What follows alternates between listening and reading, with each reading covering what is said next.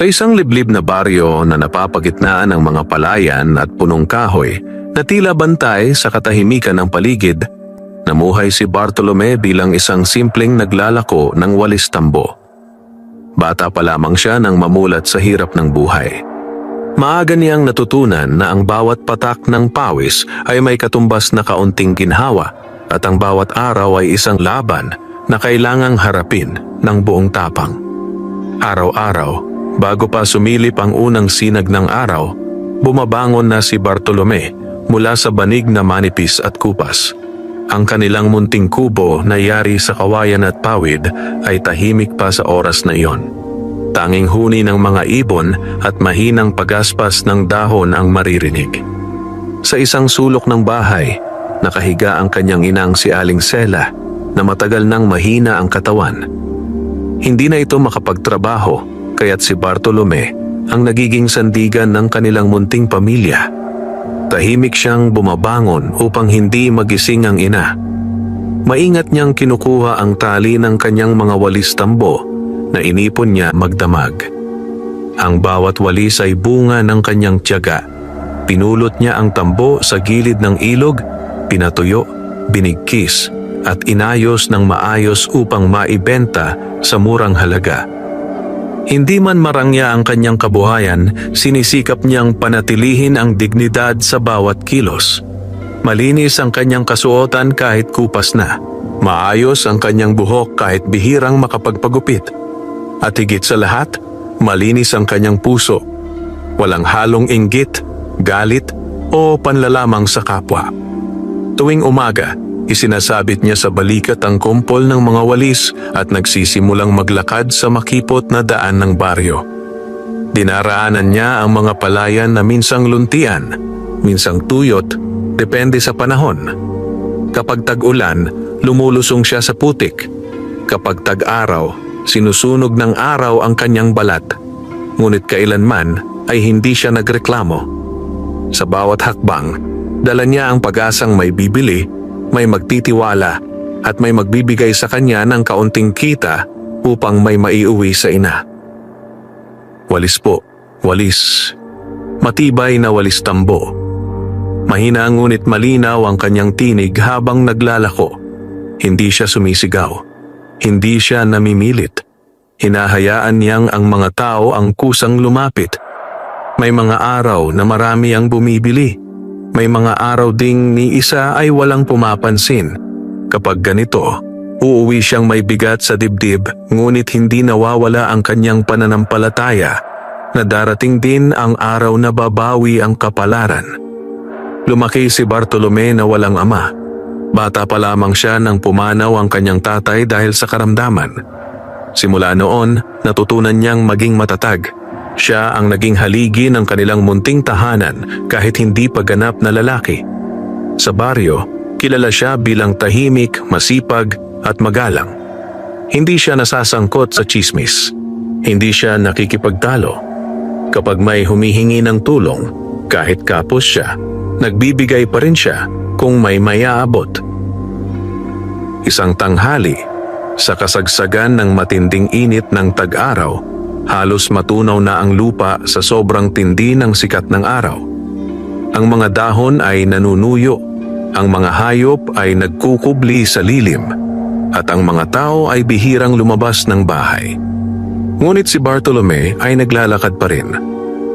Pawisan ang kanyang noo, basang-basa ang kanyang kamiseta, at nanlalagkit ang balat dahil sa init.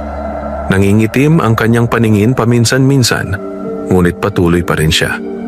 Dumating siya sa isang bahagi ng baryo na bihira niyang puntahan. Naroon ang isang lumang parola, isang maliit na estrukturang bato na itinayo noon pa man bilang gabay ng mga mangingisda sa ilog. Matagal na itong hindi ginagamit. Kupas na ang pintura, may mga bitak ang pader at tinubuan na ng lumot ang paligid. Sa tabi ng parola ay may isang maliit na balon na tinatawag ng mga taga-baryo na balon ng parola. Sinasabing ang tubig dito ay malamig at malinaw kahit tagtuyot. Ngunit bihira nang pumunta ang mga tao roon dahil malayo ito at tila may kakaibang katahimikan. Dahil sa sobrang uhaw, napilitan si Bartolome na magpahinga ron. Umupo siya sa lilim ng parola at ibinaba ang mga walis. Mabigat ang kanyang paghinga, parang may apoy na naglalagablab sa kanyang lalamunan. Lumapit siya sa balon at sumalok ng tubig gamit ang lumang tabong na kasabit doon. Uminom siya ng dahan-dahan, parang ayaw niyang maubos ang lamig na nagbibigay buhay sa kanyang katawan. Habang umiinom, napansin niyang may isang matandang lalaki na nakaupo sa kabilang bahagi ng parola. Payat ang matanda, maputi ang buhok, at mahaba ang balbas na tila pilak. Nakasuot ito ng lumang damit na hindi mawari kung bago pa ba o ilang dekada nang ginagamit. Ngunit kakaiba ang kanyang anyo, malinis, maayos, at tila may kakaibang liwanag sa mga mata. Tahimik lamang itong nakaupo, nakasandal sa pader at tila pagod na pagod. Nang mapansin ni Bartolome ang matanda, agad siyang lumapit. "Lolo, uhaw po ba kayo?" Mahinahon niyang tanong. Tumingin sa kanya ang matanda. May ngiti sa labi, banayad at puno ng hiwaga. "Kung maaari, iho," tugon nito sa mababang tinig. Walang pag-aalinlangan, muling sumalok si Bartolome ng tubig at inabot sa matanda. Inalalayan pa niya itong uminom upang hindi matapon. Marahang uminom ang matanda. Sa bawat lagok, tila nabubuhay muli ang kanyang mga mata. "Salamat sa iyo," wika nito matapos uminom. "Bihira na ang tulad mong may malasakit." Ngumiti si Bartolome. "Wala po iyon, lolo. Dapat lang po magtulungan." Umupo siya sa tabi ng matanda. Hindi siya nagtanong kung sino ito o saan galing. Hindi niya kailanman naging ugali ang manghimasok sa buhay ng iba. Tahimik silang nagkasama sa lilim ng parola. Tanging ihip ng hangin at huni ng kuliglig ang maririnig. Pagkaraan ng ilang sandali, muling nagsalita ang matanda. "Iho, matagal ka na bang naglalako ng walis?" "Opo, mula pa nung bata ako," sagot ni Bartolome. "Ito na lang po ang alam kong ikabubuhay." "Tila hindi ka napapagod," sabi ng matanda. "Napapagod po, lolo," tugon niya. "Pero mas nakakapagod po ang walang maipakain sa pamilya." Napatingin sa kanya ang matanda ng mas matagal, para bang sinusukat ang lalim ng kanyang puso. "May pangarap ka ba?" tanong nito. Sandaling natahimik si Bartolome. Hindi siya sanay na tinatanong ng ganito. "Gusto ko lang po na gumaling ang nanay ko," sagot niya. "At magkaroon kami ng desenteng buhay, kahit simple lang." Ngumiti ang matanda, ngunit sa ngiting iyon ay may halong lungkot at paghanga. "Iho," wika nito, "ang kabutihan ay hindi nasasayang." Hindi naunawaan ni Bartolome ang ibig sabihin nito, ngunit tumango lamang siya. Makalipas ang ilang sandali, tumayo ang matanda. "Salamat sa tubig at sa kabutihan," sabi nito. "Hindi ko ito makakalimutan." "Wala po iyon, lolo," sagot ni Bartolome. "Mag-iingat po kayo."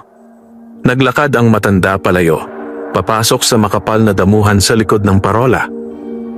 Ilang saglit lamang ay nawala na ito sa paningin. Nagtaka si Bartolome. Hindi man lang niya napansing may daan doon, ngunit hindi na niya pinag-isipan pa. Muli niyang kinuha ang mga walis at nagpatuloy sa paglalakad. Hindi niya alam na ang simpleng pag-aabot ng tubig sa isang pagod na matanda ay magsisimula ng isang pagbabago na magpapabago sa takbo ng kanyang buhay. Sa gabing iyon, habang nakahiga siya sa tabi ng kanyang ina, hindi niya namalayang ang tadhana ay unti-unti nang gumagalaw para sa kanya. At sa katahimikan ng baryo, sa lilim ng lumang parola, isang hiwagang matagal nang natutulog ang nagsisimula ng magising. Kinabukasan, nagising si Bartolome bago pa man tumilaok ang manok. Madilim pa ang paligid at ang hanging pumapasok sa bintana ng kanilang kubo ay malamig at sariwa. Bumangon siya ng dahan-dahan at agad na tiningnan ang kanyang ina. Mahimbing pa ang tulog ni Aling Sela, Maputla ang mukha nito, ngunit may bahagyang ngiti sa labi na para bang nanaginip ng maganda.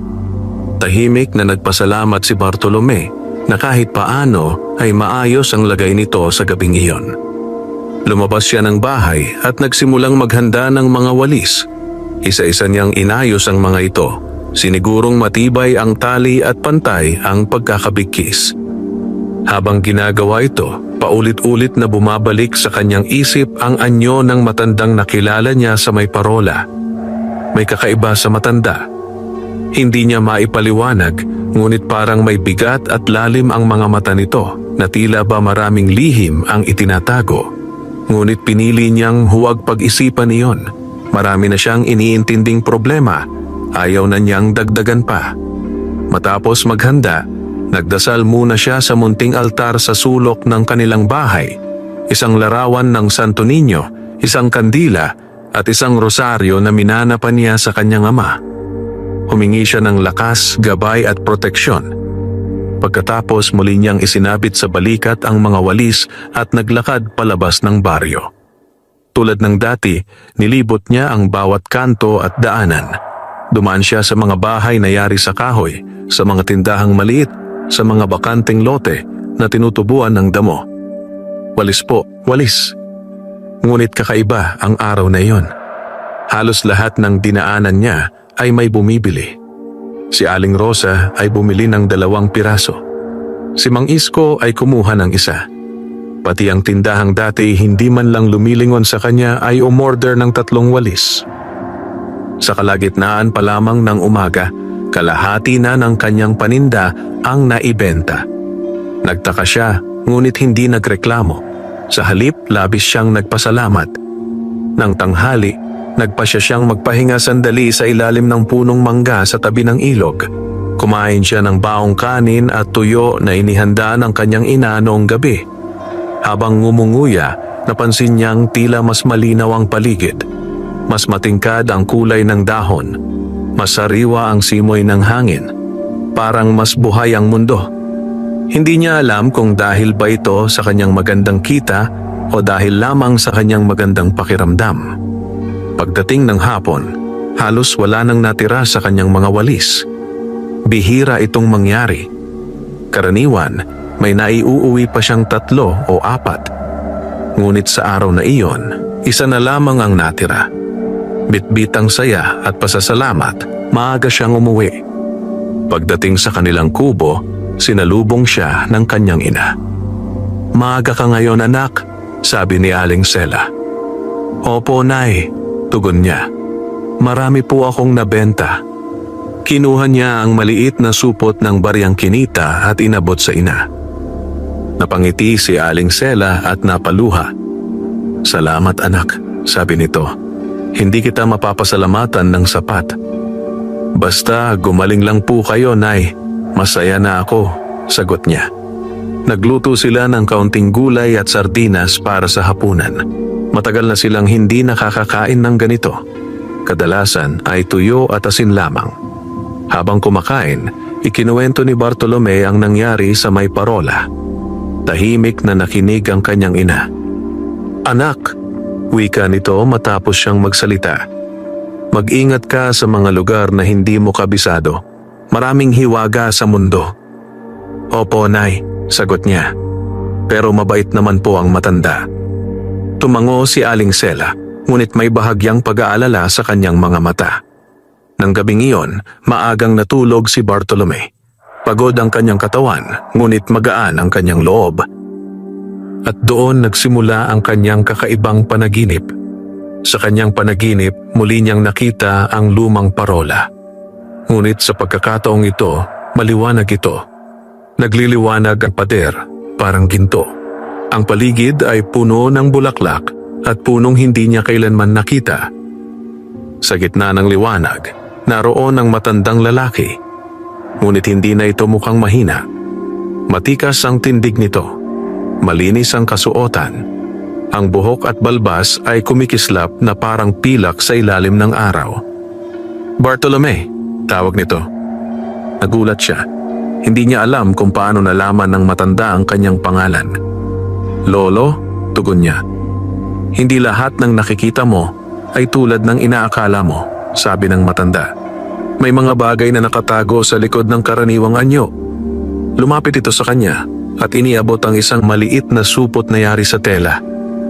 Ingatan mo ito, wika nito. Hindi ito kayamanan sa panlabas na anyo, kundi sa loob. Tinanggap ni Bartolome ang supot, ngunit bago pa man niya ito mabuksan, biglang lumiwanag ang paligid. Nagising siya ng pawisan at hingalin. Madilim pa ang paligid, tahimik ang buong baryo. Umupo siya sa banig at hinimas ang kanyang dibdib. Panaginip lang, bulong niya. Ngunit may kakaiba. Sa tabi ng kanyang higaan, may isang maliit na supot na yari sa telang kulay kayumanggi. Napatitig siya rito, hindi makapaniwala. Dahan-dahan niyang dinampot ang supot. At sa sandaling iyon, nagsimula niyang maramdaman na ang kanyang buhay ay tuluyan ng papasok sa isang bagong yugto. Matagal na nakaupo si Bartolome sa gilid ng kanyang higaan. Hawak ang maliit na supot na kulay kayumanggi. Tahimik ang paligid, tanging huni ng kuliglig at mahinang pagaspas ng hangin ang maririnig mula sa labas. Ngunit sa loob ng kanyang dibdib, parang may malakas na tambol na patuloy na tumitibok. Hindi niya malaman kung matutuwa ba siya o matatakot. Paulit-ulit niyang tinitingnan ang supot. Matibay ang tahi, malinis ang pagkakagawa at tila bagong-bago. Kahit wala naman siyang maalalang may nagbigay sa kanya nito. Panaginip lamang iyon. Iyon ang paulit-ulit niyang sinasabi sa sarili. Ngunit paano naging totoo ang supot? Dahan-dahan siyang huminga ng malalim. Inalala niya ang mga payo ng kanyang ina. Huwag magpadalos-dalos, laging mag-isip bago kumilos. Maingat niyang binuksan ang tali ng supot. Sa loob nito ay may 3 bagay. Isang maliit na bato na kulay asul, kasing laki ng butil ng mais. Isang piraso ng lumang papel na tila tinupi ng maraming beses. At isang munting butil na kahawig ng binhi. Hinawakan niya ang bato. Malamig ito sa palad, ngunit may kakaibang init sa kaibuturan, parang may sariling buhay. Kapag itinutok niya ito sa ilaw ng lampara, tila may kumikislap na mumunting liwanag sa loob. Sumunod niyang binuksan ang papel. Maingat niyang inunat ang mga tiklop. Nakasulat doon ang ilang salita sa lumang sulat kamay. Ang kayamanan ay hindi laging ginto at pilak. Ang tunay na yaman ay bunga ng tiyaga, kabutihan at pananampalataya. Alagaan ang binhi, sundin ang puso at huwag kalimutan ang pinagmulan. Binasa niya ito ng ilang ulit. Hindi niya lubos maunawaan ang kahulugan, ngunit ramdam niyang mahalaga ang mensahe. Huli niyang tiningnan ng munting binhi. Kayumanggi ito, makinis, at parang karaniwang buto lamang. Ngunit kapag hinawakan niya, may bahagyang panginginig na parang may pulso. Nang biglang may marinig siyang pag-ubo mula sa kabilang dulo ng silid, agad niyang itinago ang supot sa ilalim ng kanyang unan. Nagising ang kanyang ina. "Anak?" tawag ni Aling Sela. "Opo, Nay," sagot niya. "Maaga ka yata nagising," sabi nito. "Opo po," tugon niya. "May konti lang pong inasikaso." Hindi na nagtanong ang kanyang ina. Sanay na ito sa pagiging masipag ng anak. Bumangon si Bartolome at nagsimulang maghanda para sa araw. Ngunit hindi mawala sa kanyang isip ang supot. Habang naghahanda ng mga walis, habang naglalakad sa baryo, habang naglalako, palagi niyang nararamdaman ang bigat nito sa kanyang bulsa. Hindi pisikal na bigat, kundi bigat ng hiwaga. Muli siyang naglakad sa parehong mga daan. Ngunit muli, kakaiba ang araw. Parang mas magaan ang kanyang katawan. Hindi siya gaanong napapagod. Kahit tanghaling tapat, hindi siya agad hinihingal. At muli, mabilis na naubos ang kanyang paninda. May mga taong kusa pang lumalapit sa kanya. "Bartolome, may walis ka pa ba?" tanong ni Mang Tino. "Meron pa po," sagot niya.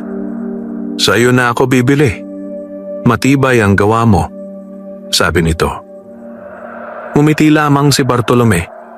Sa loob-loob niya, nagsisimula na siyang magtaka. Hindi naman nagbago ang kanyang paraan ng paggawa. Hindi rin nagbago ang kanyang presyo. Ngunit tila mas pinapaboran siya ng mga tao. Nang hapon, nagpasya siyang subukan ng isang bagay.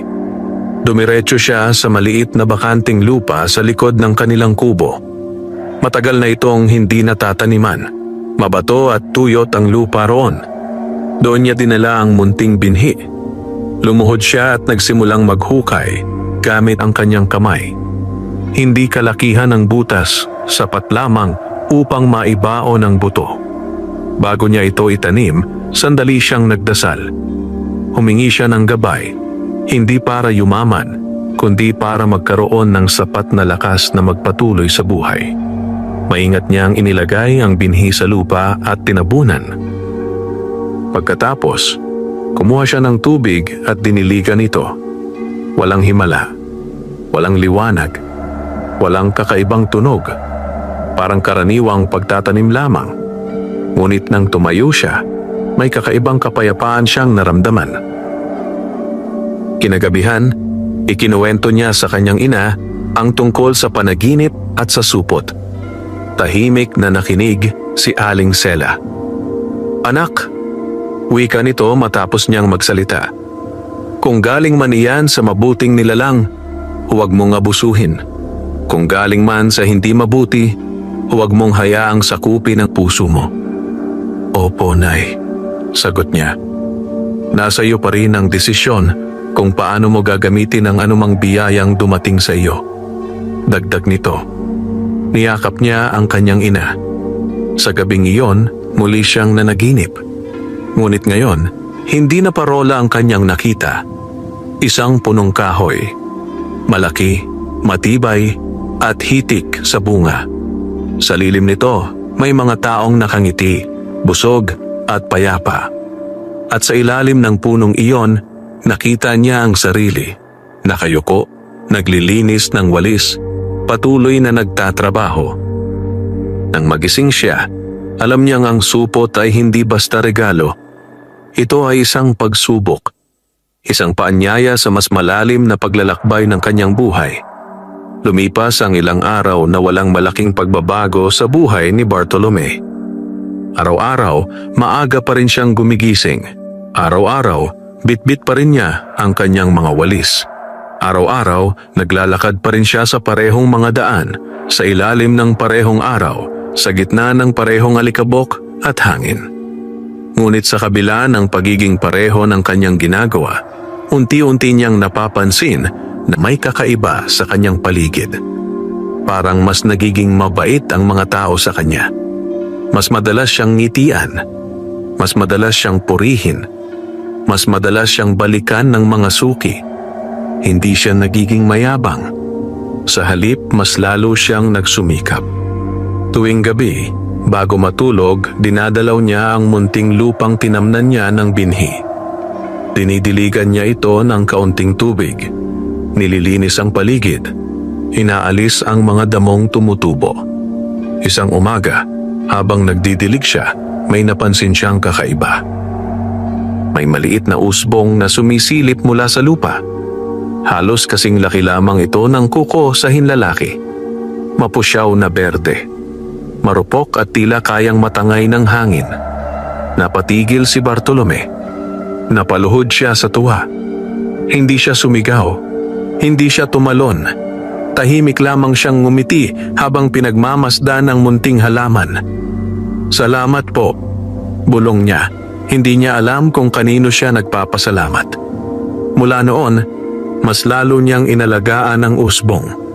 Hindi niya ito hinayaan sa sobrang init. Gumawa siya ng munting bubong mula sa dahon ng saging. Kapag umuulan, sinisigurado niyang hindi ito nalulunod sa tubig. Kasabay ng paglaki ng usbong ay ang unti-unting pagbuti ng kalagayan ng kanyang ina. Mas nagiging malinaw ang kanyang mga mata. Mas nagiging malakas ang kanyang katawan. Mas nakakatayo na ito ng mas matagal.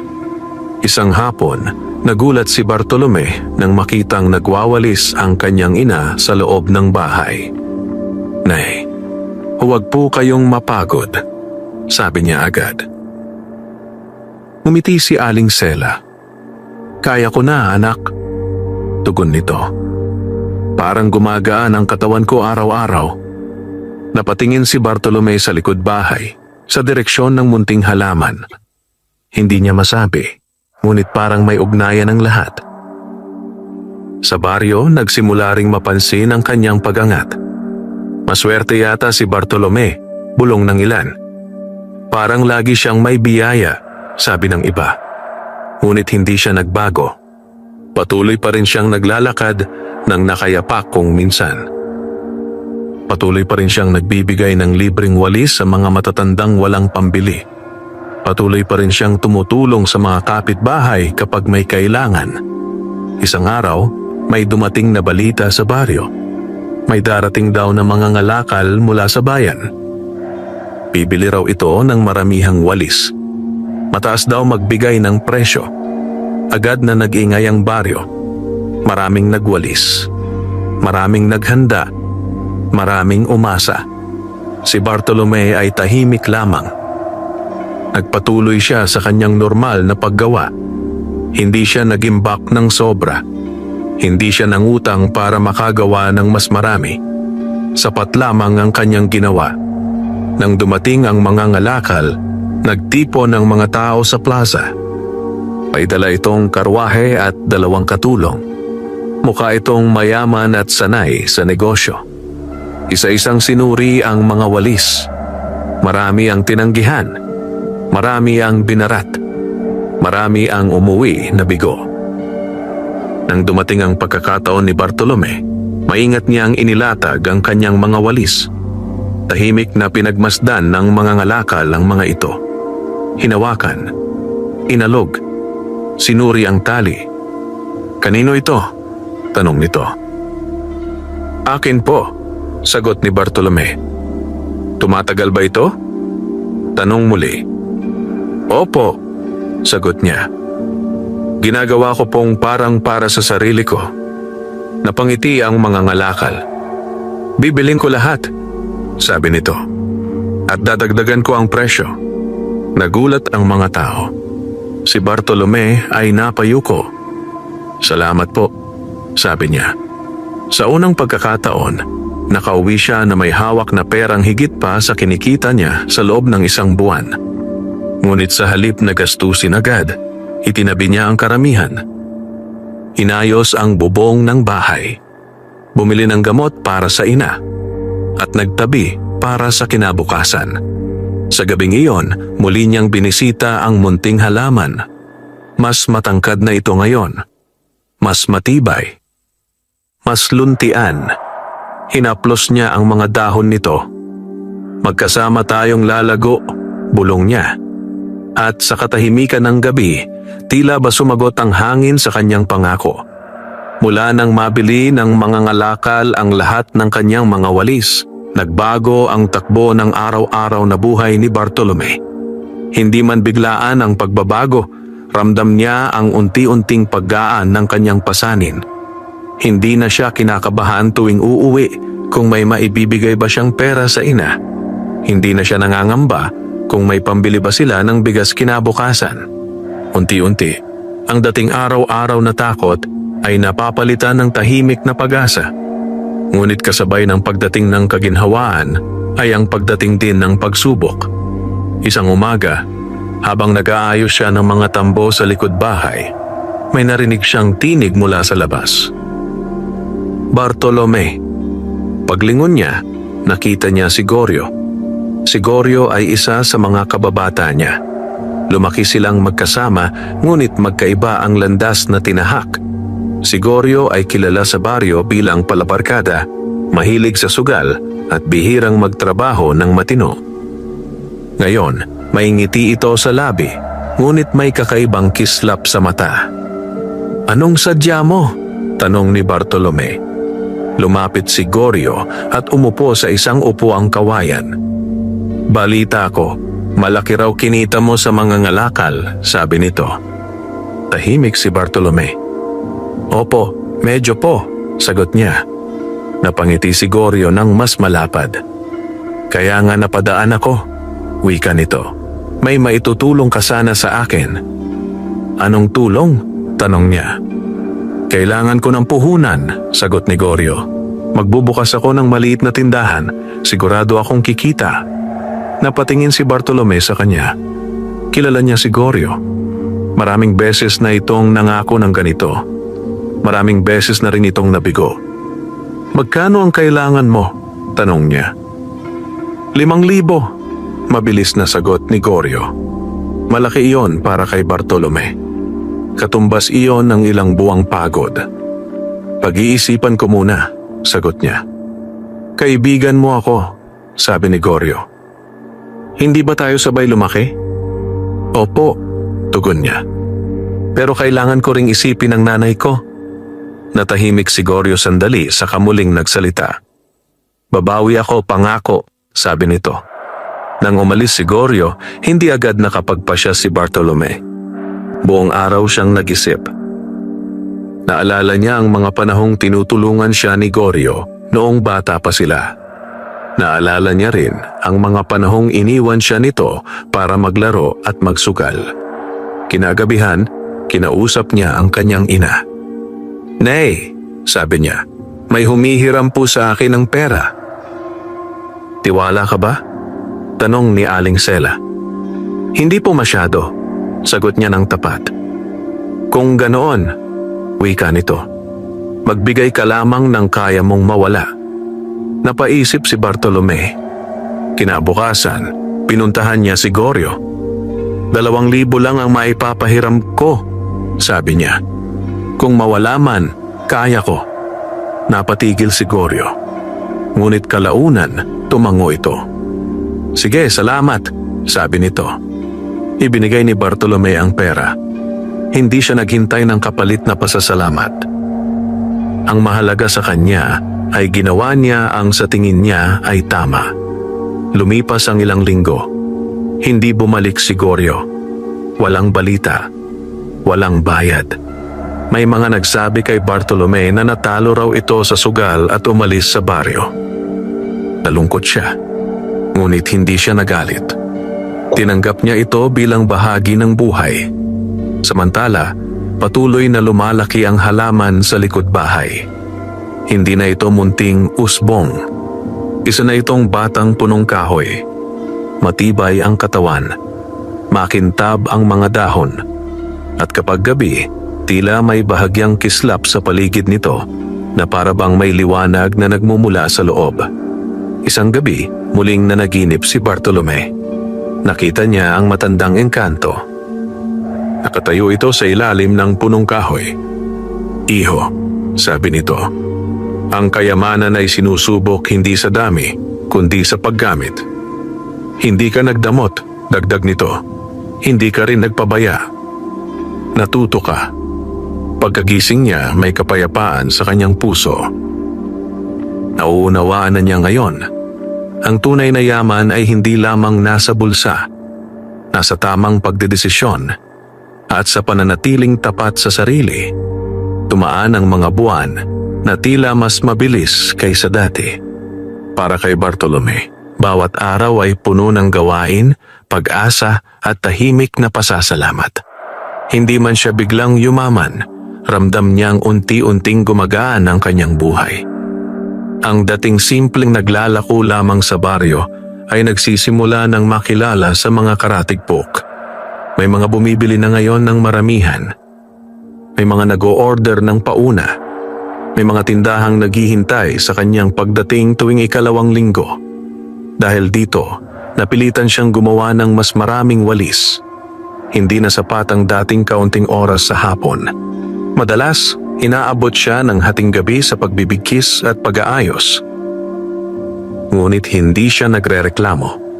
Sa bawat pagod, naiisip niya ang mukha ng kanyang ina na mas malinaw na ngayon ang ngiti. Mas malakas na si Aling Sela. Nakakalakad na ito nang walang tungkod. Nakakapagluto na ng mag-isa. Nakakapaglinis na ng bahay. Isang umaga, habang nagkakape sila, biglang nagsalita ang kanyang ina. "Anak," wika nito, "naisip mo na bang palakihin ang negosyo mo?" Napatingin si Bartolome. "Paano po, Nay?" tanong niya. "Hindi ka na lang maglalako," sagot nito.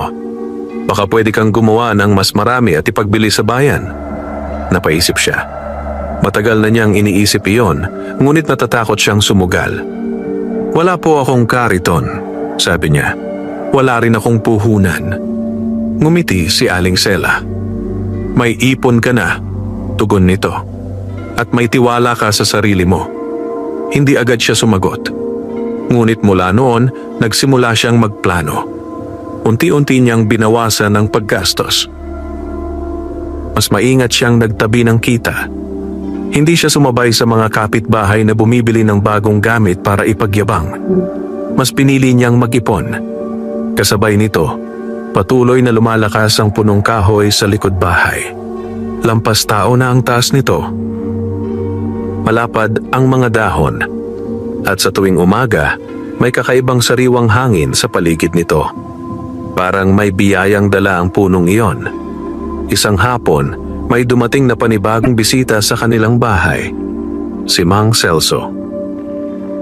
Isa siyang matandang negosyante mula sa bayan na kilala sa pagbili ng mga produktong gawa sa kamay. Narinig daw niya ang tungkol sa mga walis ni Bartolome.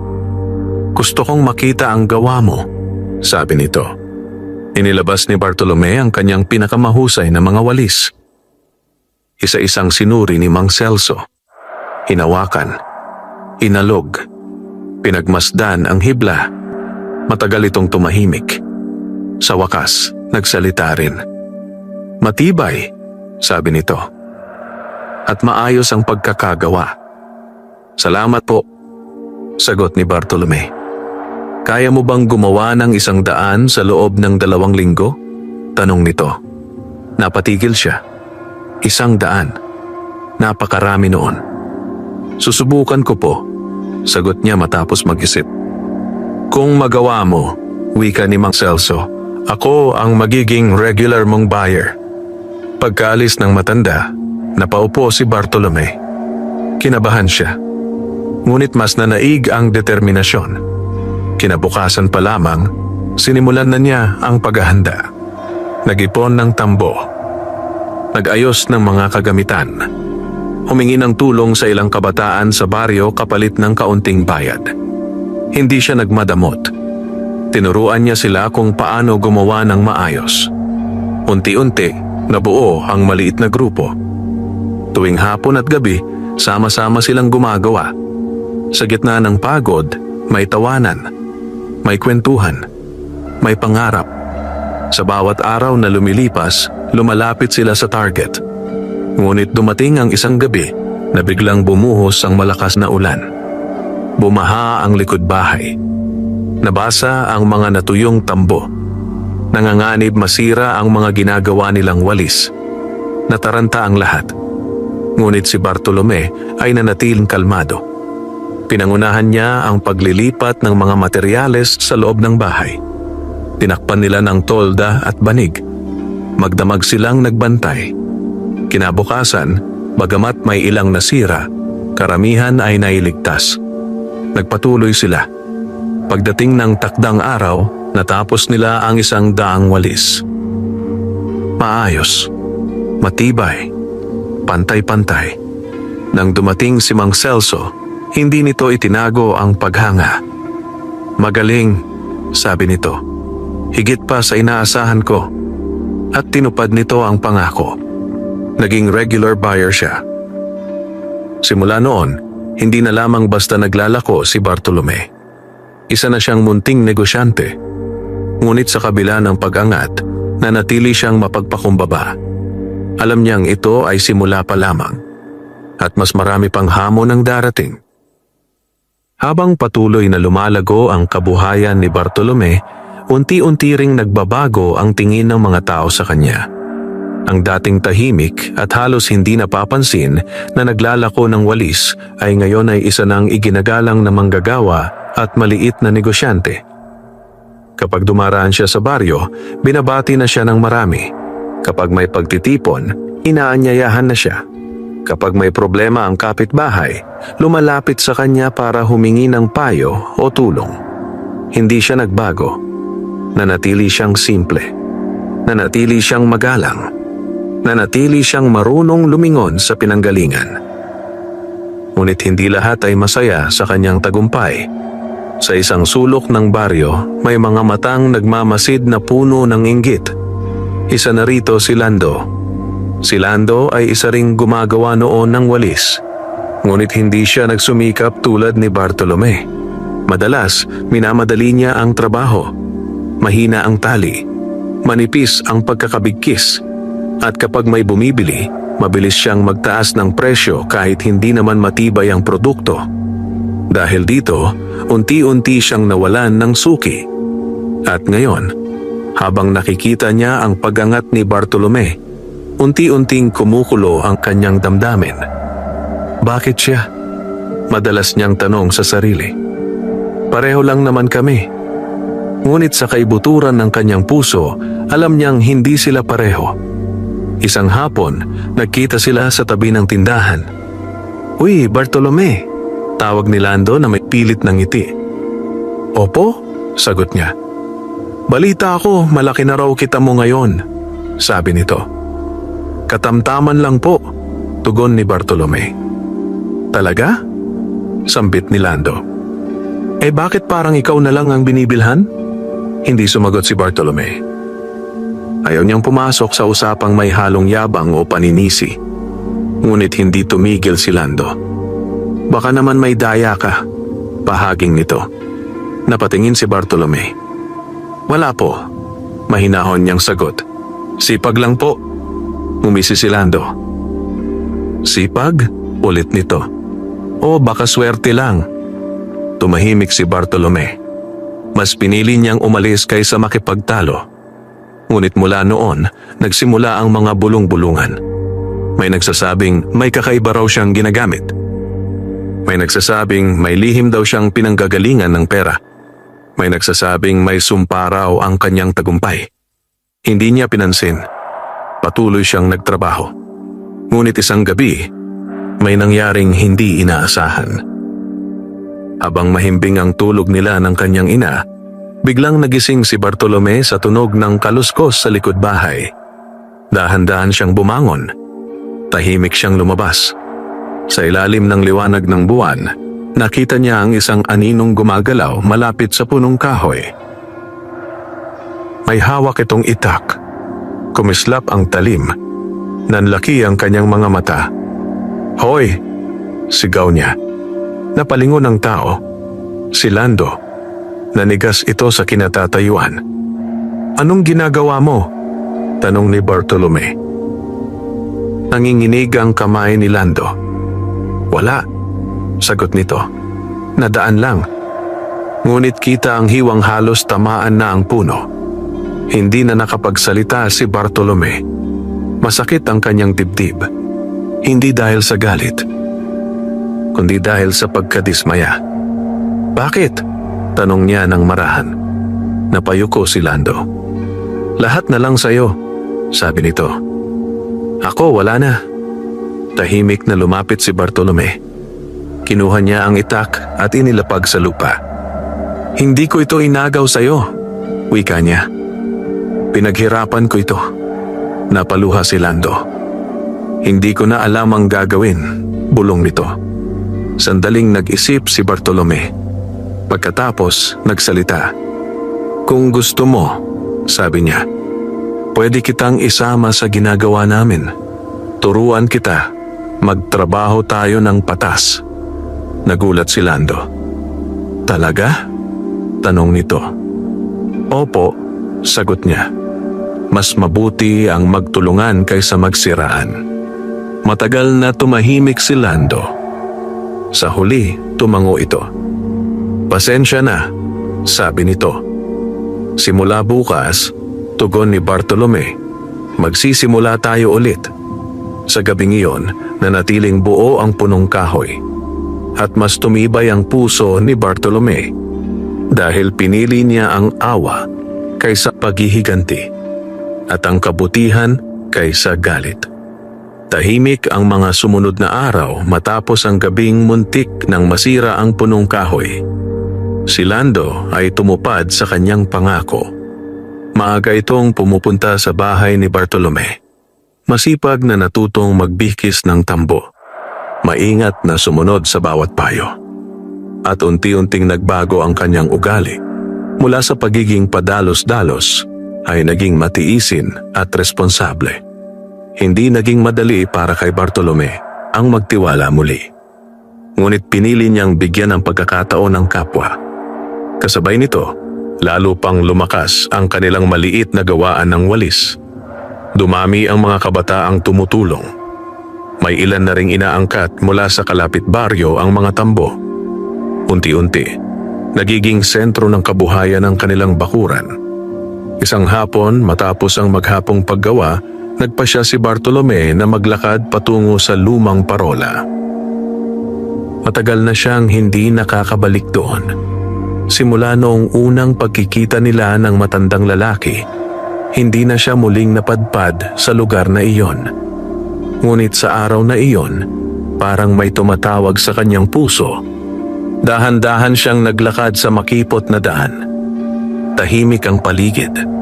Mahina ang hangin. Ang araw ay palubog na at ang kalangitan ay kulay kahel at lila. Pagdating niya sa parola, tumigil siya. Wala nang nagbago. Kupas pa rin ang pader. May lumot pa rin ang mga bato. Tahimik pa rin ang lugar. Umupo siya sa dating kinauupuan. Napatingin siya sa balon. Mula roon siya unang uminom. Mula roon, nagsimula ang lahat. Habang nakaupo, napansin niyang unti-unting lumalamig ang hangin. Parang may gumagalaw sa paligid. Paglingon niya, may nakita siyang pamilyar na anyo. Isang matandang lalaki ang papalapit. Payat. Maputi ang buhok. Mahaba ang balbas. May kakaibang liwanag sa mata. Nanlaki ang mga mata ni Bartolome. "Lolo!" Bulong niya. Ngumiti ang matanda. "Matagal kitang pinanood," wika nito. Tumayo si Bartolome at yumuko. "Salamat po sa lahat," sabi niya. "Kung hindi po dahil sa inyo," ipinataas ng matanda ang kamay. "Hindi ako ang dahilan," sagot nito. "Ikaw." Nagulat si Bartolome. "Ang binhi," patuloy ng matanda, "ay sumibol dahil inalagaan mo. Ang biyaya ay lumago dahil hindi mo inabuso." Umupo ang matanda sa tabi niya. "Alam mo na ba kung sino ako?" tanong nito. Umiling si Bartolome. "Ako ang tagapangalaga ng lugar na ito," wika nito.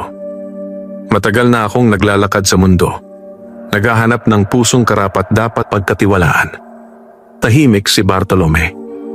"Marami na akong sinubok," dagdag ng matanda. "Kakaunti ang pumasa. Tila napakaswerte ko po," sabi niya. "Hindi swerte," sagot ng matanda. "Pagpili." Humugot ito ng hangin. "May darating pang mas mabigat na pagsubok," wika nito. "Hindi pera, hindi inggit, kundi ang konsensya mo." Napatingin si Bartolome. "Darating ang panahong pipili ka," sabi ng matanda, "sa pagitan ng mabilis na yaman at tamang daan. Kapag dumating iyon, alalahanin mo ang punong kahoy." Tumango siya. "Handa ka na," wika ng matanda. Unti-unti, naglaho ang anyo nito na parang usok sa hangin. Naiwan si Bartolome na mag-isa.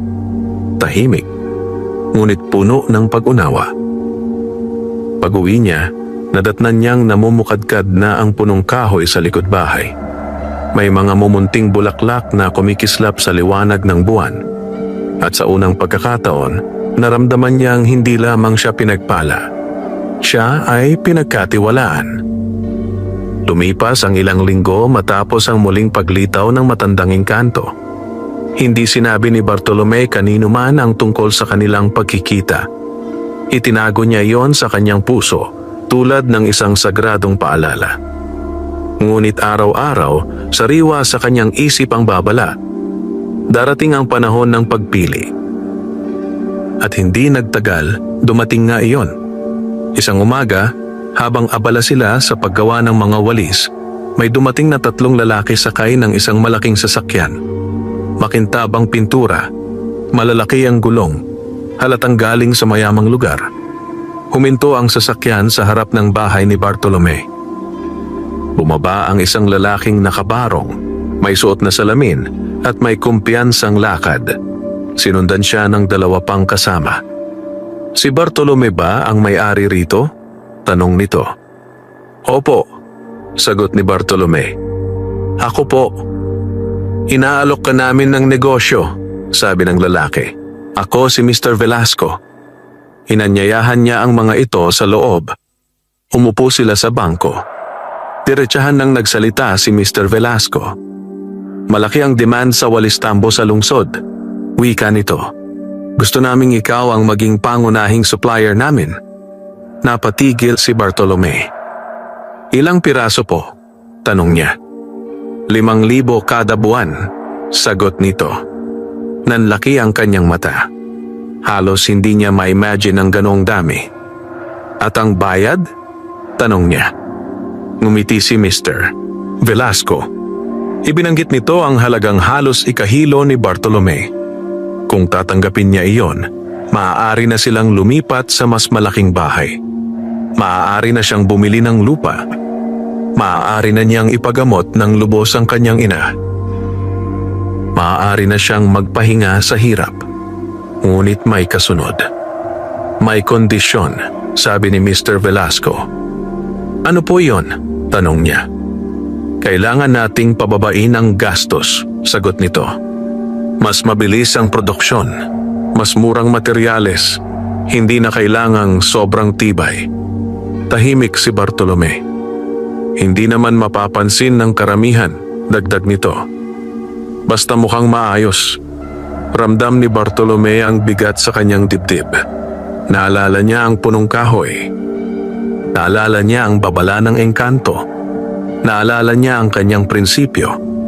Kung gagawin ko po iyon, wika niya, masisira ang tiwala ng mga bumibili. Napangiti si Mr. Velasco. Sa negosyo, normal yan, sabi nito. Kita muna bago prinsipyo. Tumahimik si Bartolome. Sa kanyang isip, naglalaban ang 2 tinig. Isa ang nagsasabing tanggapin na. Isa ang nagsasabing mag-ingat. Humingi siya ng panahon. Pwede po bang pag-isipan ko muna? Tanong niya. 3 araw, sagot ni Mr. Velasco.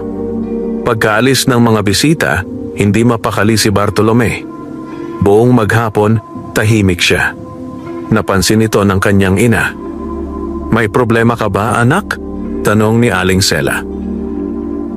Ikinuwento niya ang alok. Matagal na nag-isip ang kanyang ina. Anak, wika nito. Ang pera ay nawawala. Ang pangalan mo, hindi. Kung ikayayaman mo nga pero ikasisira ng konsensya mo, hindi ka magiging payapa. Niyakap niya ang kanyang ina. Kinagabihan, nagpunta siya sa likod bahay. Umupo siya sa ilalim ng punong kahoy.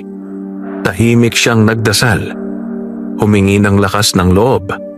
At sa katahimikan, tila may bulong ang hangin. Isang paalala. Isang gabay.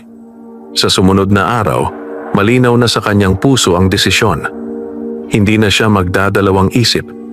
Alam na niya ang pipiliin. Maagang nagising si Bartolome sa 2 araw na ibinigay sa kanya ni Mr. Velasco. Tahimik ang paligid. Ang araw ay unti-unti pa lamang sumisilip sa likod ng kabundukan. Ang hangin ay malamig at sariwa. Tila ba naghahanda rin sa isang mahalagang pasya. Umupo siya sa gilid ng kanyang higaan at pumikit sandali. Naalala niya ang kanyang ama. Naalala niya ang kanyang ina na walang sawang nagsakripisyo. Naalala niya ang kanyang mga unang araw na naglalako ng walis sa ilalim ng araw at ulan. Naalala niya ang matandang engkanto. At higit sa lahat, naalala niya ang kanyang pangako sa sarili. na hinding-hindi niya ipagpapalit ang dangal sa kahit anong halaga. Pagkatapos magdasal, tumayo siya at nagsimulang maghanda. Hindi siya kabado. Hindi siya nag-aalinlangan. Payapa ang kanyang puso. Nang dumating si Mr. Velasco kasama ang kanyang mga tauhan, sinalubong sila ni Bartolome ng may galang. "Inaabangan ko ang sagot mo," sabi ni Mr. Velasco. "Opo," tugon ni Bartolome. "May desisyon na po ako." Umupo sila sa ilalim ng punong kahoy. Tahimik ang paligid. "Hindi ko po matatanggap ang alok ninyo sa kondisyon na pababain ang kalidad," maring sabi ni Bartolome. "Mas mahalaga po sa akin ang tiwala ng tao kaysa malaking kita." Napakunot ang noo ni Mr. Velasco. "Sigurado ka?" tanong nito. "Sayang ang oportunidad." "Opo," sagutin niya. "Sigurado po ako." Sandaling tumahimik ang lalaki. Pagkatapos, bigla itong ngumiti. "Akala ko'y tatanggihan mo," sabi nito. Nagulat si Bartolome. "Iyon ang tunay na pagsubok," dagdag ni Mr. Velasco. "May iba akong supplier na pumayag agad, ngunit ikaw lang ang tumanggi. Sa totoo lang," patuloy nito, "mas gusto namin ang mga taong may prinsipyo. Binago ko lang ang kondisyon para makita ang ugali mo." Nanlaki ang mata ni Bartolome. "Ibig sabihin po, tatanggapin namin ang produkto mo sa mataas na kalidad," sagot nito. "Mas mataas pa ang bayad." Napaupo si Bartolome sa gulat at tuwa. "Hindi ka namin sasagutin sa murang materyales," dagdag ni Mr. Velasco. "Gusto naming pangalan mo ang tatak." Hindi siya agad nakapagsalita. Napaluha ang kanyang mga mata. "Salamat po," bulong niya. Mula noon, tuluyan nang lumago ang negosyo ni Bartolome. Nakapagpatayo sila ng mas maayos na bahay. Nakabili siya ng maliit na lupa. Nakapagpagamot ng lubos ang kanyang ina hanggang sa tuluyan itong gumaling. Nakapagbigay siya ng trabaho sa maraming taga-baryo. Ang dating tahimik na bakuran ay naging sentro ng kabuhayan. Ngunit sa kabila ng lahat, hindi siya nagbago. Patuloy pa rin siyang gumigising ng maaga. Patuloy pa rin siyang gumagawa ng walis paminsan-minsan. Patuloy pa rin siyang bumibisita sa punong kahoy. Isang gabi, habang nakaupo siya sa ilalim nito, muling lumitaw ang matandang engkanto. Ngumiti ito. "Natupad mo ang tungkulin mo," wika nito. "Salamat po," sagot ni Bartolome. "Hindi dahil sa akin," tugon ng matanda, "dahil sa iyo." Unti-unti itong naglaho. At sa gabing iyon, namunga ang punong kahoy sa unang pagkakataon. Ang mga bunga nito ay hindi ginto, hindi pilak, hindi hiyas, kundi liwanag sa puso ng mga taong natulungan ni Bartolome. Paglipas ng mga taon, nakilala siya hindi bilang mayaman, kundi bilang tapat, hindi bilang makapangyarihan, kundi bilang mapagkalinga. At sa bawat walis na kanyang ginawa, sa bawat taong kanyang tinulungan, nanatiling buhay ang alamat ng isang lalaking nagsimula sa tambo at nagtapos sa dangal. Iyon ang tunay na kayamanan. Lumipas ang maraming taon mula nang marating ni Bartolome ang rurok ng kanyang tagumpay.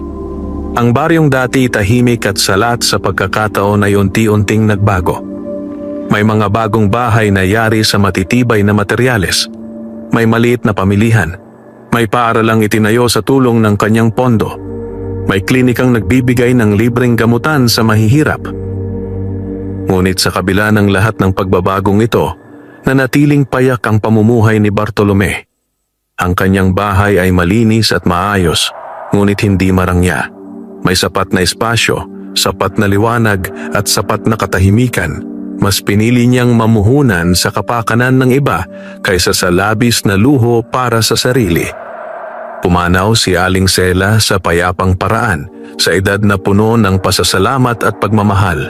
Sa huling sandali nito, hawak ang kamay ng anak, may ngiti sa labi. "Natupad mo ang buhay mo, anak," bulong nito. "Hindi ka lang nagtagumpay, nagbigay ka rin ng pag-asa. At iyon ang mga salitang baon ni Bartolome hanggang sa huli. Hindi siya nag-asawa. Hindi dahil wala siyang nagmahal. Marami ang humanga sa kanyang kabutihan at katatagan. Ngunit pinili niyang ialay ang kanyang buhay sa paglilingkod sa komunidad. Para sa kanya, ang baryo ang kanyang pamilya. Habang tumatanda, unti-unti niyang ipinasa ang pamamahala ng negosyo sa mga kabataang tinuruan niya noon. Sinalando, na tuluyang nagbago, at ang iba pang dating tinulungan, ang siyang naging mga bagong haligi ng gawaan. Hindi siya kumapit sa kapangyarihan. Hindi siya natakot mapalitan. Alam niyang ang tunay na leader ay marunong magtiwala. Sa likod ng kanyang bahay, patuloy na tumayong matatagang punong kahoy na itinanim mula sa mahiwagang binhi.